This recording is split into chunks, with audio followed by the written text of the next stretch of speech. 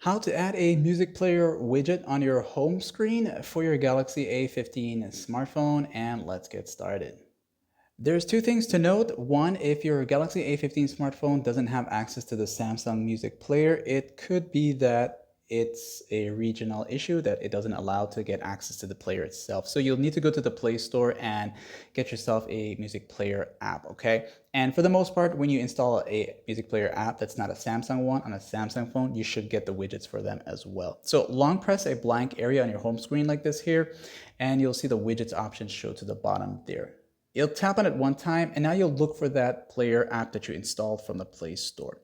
So mine in particular is called the Music Player app, which is this one here. And I would recommend this one if you can't get the Samsung Music Player. When you tap on it, you'll see the different sizes. Okay, so you'll want to choose the size that's right for you because you cannot expand the size of it once you add it. All right, so you got all these here.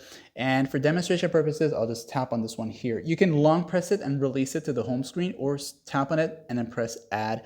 It's going to appear like this here on your home screen in any available space. Okay, if you don't want it there, you can long press it and you can just bring it over to another part of your home screen and release it, and you'll have your player like this here, and then you can play your songs from here instead of having to go into the player app itself like in